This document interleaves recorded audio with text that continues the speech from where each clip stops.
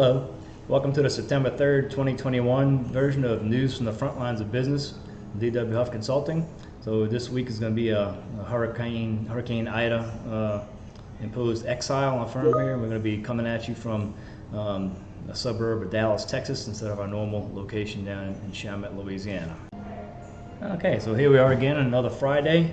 Definitely another rough week as we deal with all this hurricane stuff down here in South Louisiana and parts of Mississippi, but we made it again. So anyway, it's Friday, September 3rd, and I guess before we start getting into some of the lessons learned with this evacuation, we'll have a little fun. So we know that the number for this week is going to be 1,276, which is the miles away from Green Bay that the Jacksonville Jaguars stadium is. So that's an interesting story there. So with all this storm stuff here, the home game that the Saints were supposed to play with Jacksonville had to be moved to an alternate location. And the Saints did a lot of homework and figured out where they can best choose to move this game to make it, obviously not home field advantage, but an advantage in such that the Green Bay fans wouldn't be able to, hopefully participate in as strong a numbers as they do, because they do travel very well. I've been to a few games in the Dome, and they seem to bring some noise with them. So they, of all the places in Florida that were available that had open stadiums, Tampa and I forget which other one, but Jacksonville, being that it's the hardest one to get to because it's a hassle with connecting flights and that sort of thing, it was the most costly, difficult one to get to. So New Orleans wisely chose that one to minimize the crowd effect. So it's not going to be a real home game, but close as it could be. All right, so we learned a lot of lessons this week. So we saw that the Hurricane Ida, last week at this time we were not sure what to do, so I reached out and kind of grabbed this, and it ended up kind of damaging the kind of areas west of New Orleans pretty badly. So Terrebonne Parish, St. John, Lafourche, stuff out to the west there, home area basically got battered pretty good. So New Orleans didn't completely avoid it, but things are definitely not as bad. So here we are, it's Friday, a week has gone by, power's restored in several areas, cables coming back, things are getting closer to normal everywhere we go now. So so that's a good sign that things are getting somewhat back to normal. But there was damage and people did have to evacuate and that sort of thing. So I wanted to point out a couple things. One is disaster assistance.gov. So this is a FEMA managed website. So if you are in one of the affected areas, here's where you're going to go ahead and apply for your benefits. The housing assistance, and this is actually a picture of mine here, but so if you're a homeowner and you have homeowners insurance, you're probably not going to get the housing assistance, which pays for some of your hotel rooms. And the reason being is that a lot of these homeowners policies have a provision for living expenses when this sort of thing happens. And if you didn't get paid out from your homeowner's insurance, then you can go back and appeal that, is what I've learned. But the line that I highlighted above that, the $500 for miscellaneous items, that pretty much goes to everybody. So anybody had to evacuate, I think it's one $500 payment per household, and it's supposed to help with some of the food costs and some of those extra expenses that were incurred. And those are the biggies for now. And this SBA loan at the bottom here, so if you have a business that's in possibility that you have some uninsured damage that you might need to deal with, well, you can apply for one of those disaster loans. Now, this next slide shows something that was kind of a somewhat recent development. It was passed yesterday, but I didn't start hearing about it until today, September 3rd. But there is this other plan there for transitional shelter assistance, and the way I understand this one, it's relatively new, but you apply for it in the same place. So if your house is in one of the affected parishes, and they list it there in the slide here, and you can stay at particular hotels, you got to coordinate it with them first by registering, obviously.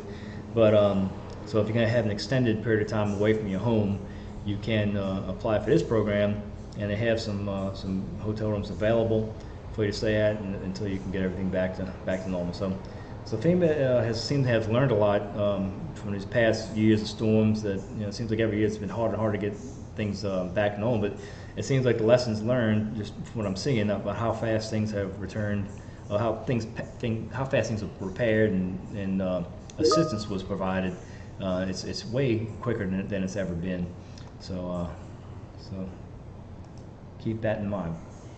Another lesson learned. So it seems like it happens every time. It always comes at. It seems like there's always a bad time when these storms hit, but it's even worse for people who don't have any kind of emergency fund set aside. So we see many news items to that effect, where a person, maybe they got a family member and some pets and that sort of thing, and it's kind of expensive and a hassle to transport them out of into an evacuation situation, because they don't have enough money to pay for gas and a hotel room and that kind of thing. So I just recap this Dave Ramsey system, because we like a lot of what he has to say about general kind of financial planning and protecting yourself. But that's why if you'll ever listen to any of his information, he talks a lot about paying down debt, and doing some investing for retirement, that kind of thing. But you notice that the step one, so the first thing he tells you to do before you do anything else with any kind of investments, any kind of even somewhat more advanced strategy, is save $1,000. So take $1,000, put it somewhere, and don't touch it. So storm evacuation, that's a perfect example how that's not a ton of money, but that'll get you a couple nights in the hotel room and some food and help you kind of figure out your next move. And if even if you're in one of the areas that got hit hard and you can't come back for a while, that gives you some enough money to fund yourself and keep yourself afloat for a while you can figure it out and wait for government help or insurance payouts or whatever the case may be. So this is a prime example of why that is so important. Because when you got enough money to go, you just go a little bit early and you get out of the way. So people who didn't have money are now stuck there. Electricity's it's coming on faster than it ever has, but it's still not completely restored. So there's people are sweating in a hot house with no food, no water, no nothing, as opposed to going someplace else and just having somewhat some kind of normality while you wait to get back and start the cleanup process. So just want to point it out again. All right, so this week wasn't a whole lot of discussions as far as accounting and tax and all that kind of stuff, so I don't have very much in the way of an update. However, one discussion we had actually last week when we were packing up, you see these sales pitches all the time, and it's like, hey, you buy this course or whatever it is, and it's an investment in your future, and they try to take your mind off the fact that you just spending money basically. So I guess we should kind of be careful of that when people use those kind of words when they're trying to trick you into buying something, for your business. They're trying to buy landscaping in the front yard, and they'll count that as an investment. It's not an investment if it's not giving you a return on investment, right? So, when you get that sales pitch for that nice landscaping job out front or something to that effect, it's kind of leasehold improvement.